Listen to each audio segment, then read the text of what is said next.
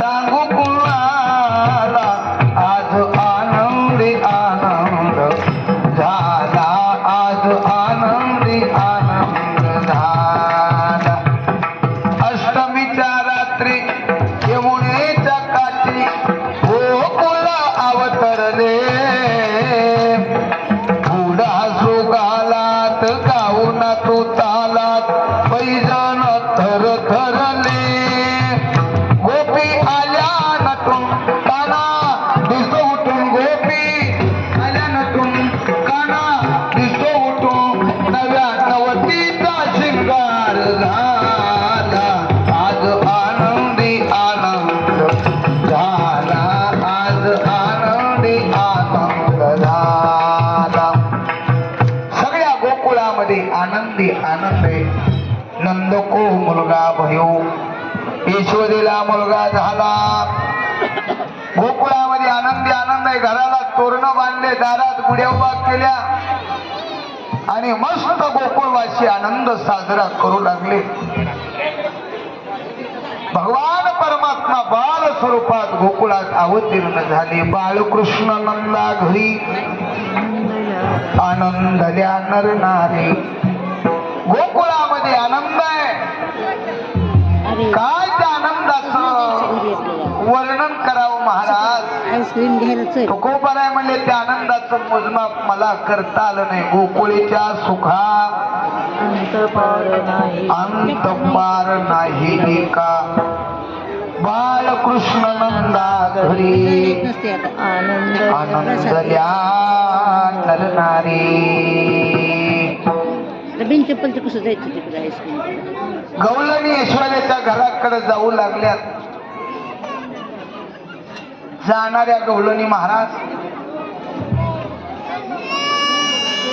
नटून थटून जात होते. आल्या पाच गवळणी, पाच रंगाचा शृंगार करुणी.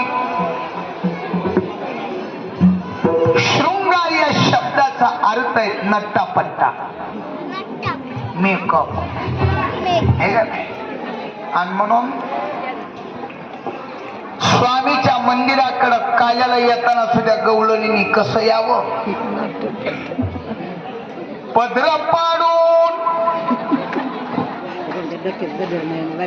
केस इचकून.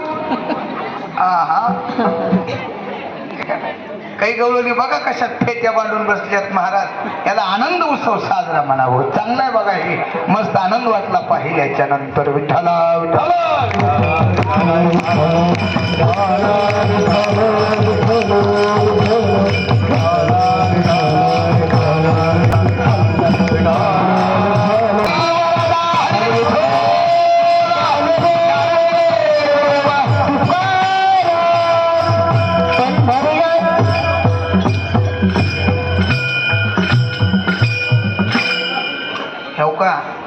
सगळ्याला सूचना आहे बरं का. बरोबर 1 वाजता आपल्याला काल्याचा प्रसाद खायचा आहे. माझे संयोजक मंडळीचं म्हणणं आहे तुम्हाला कवर करा वाटते तवर करा, पण तुमची अडचण आहे थोडी, माझी अडचण आहे. काय अडचण आहे, मला इथून 350 किलोमीटर उमरीच्या पुढं. दुसऱ्या गवळणीला सांगू लागले, गवळण सांगे गवळणीला पुत्र झाला यशोदेला. एक धावे एक पुढे ताटी वाटी सुंट वडे, वाणी घेऊन या ताटी नंदा घरी झाली दाटी. बघा 3 ठिकाणी जाताना रिकाम्या हाताने जाऊ नये आणि दोघाला बघायला जाताना रिकाम्या हाताने जाऊ नये. 3 ठिकाणी तिघाचं दर्शन रिकाम्या हाताने घेऊ नये, स्वामीचं दर्शन रिकाम्या हाताने घेऊ नये, शास्त्र आहे. ब्राह्मणाचं दर्शन रिकाम्या हाताने घेऊ नये आणि गावात आलेल्या महाराजाचं दर्शन रिकाम्या हाताने मला सोडून, हे शास्त्र आहे. आणि 2 माणसाला बघायला जाताना रिकाम्या हाताने जाऊन. कोण 2 आहेत, आजारी माणसाला बघायला जाताना रिकाम्या हाताने जाऊ नये. काय न्यावं, पार्लेजी. काय न्यावं महाराज, नीतिशास्त्र सांगतं 2 गोष्टी न्यायला परवानगी आहे. एक, फळं न्यावे, नाही तर खडी साखर न्यावी. विठ्ठल बघायला का जातात? तुमच्या धाराशिवात बघायला जातात का आजारी माणसाला? कोरोनाच्या काळात किती जण बघायला गेले ते हातवर करावर? हा नाही महाराज, बघायला जाणं म्हणजे आजारी माणसाला धीर देणं आहे. इथं दवाखाना आहे.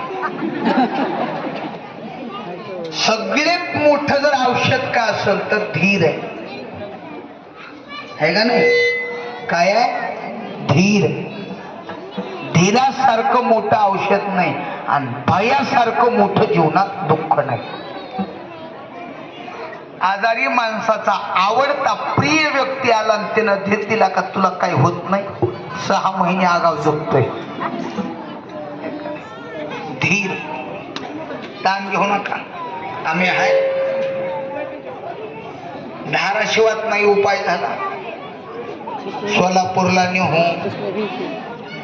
सोलापूरला उपाय नाही झाला, पुण्याला नेऊ. पुण्याला नाही झाला, चेन्नईला नेऊ. चेन्नईला नाही झाला, अमेरिकेला नेऊ. आणि अमेरिकेला नाही झाला, पुन्हा धाराशिवात महागारी आणू. तिथे ठेवायचे. पण तुम्हाला आम्ही काही होऊ देणार नाही. त्याच्या आवडत्या माणसानं, प्रिय व्यक्तीनं धीर दिला की माणसाचा अर्धा आजार कमी होत आहे. बघायला जाणं म्हणजे त्या माणसाला धीर देणे. बघायला येणारे माणसं लई नमुन्याचे. 1-2 महिन्याखाली मला ताप आलते, परेशान. दारात मी झोपेत, कुठे देवा माईने सांगितलं हाय मध्ये लिकरू झोपले, ताप येऊ लागलेली करायला.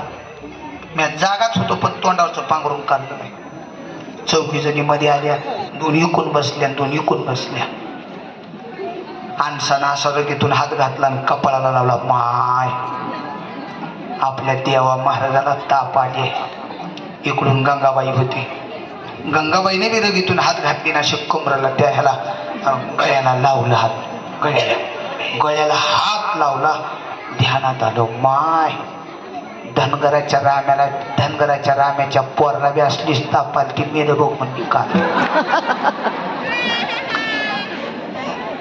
आजारी माणसाला बघायला जाताना रिकाम्या हाताने जाऊ नये, शास्त्र आहे. आणि लहान लेकराला बघायला जाताना रिकाम्या हाताने जाऊ नये. काय न्यावं? मॅगी. काय न्यावं? वाणे घेऊन या ताटी, नंदा घरी झाली दाटी.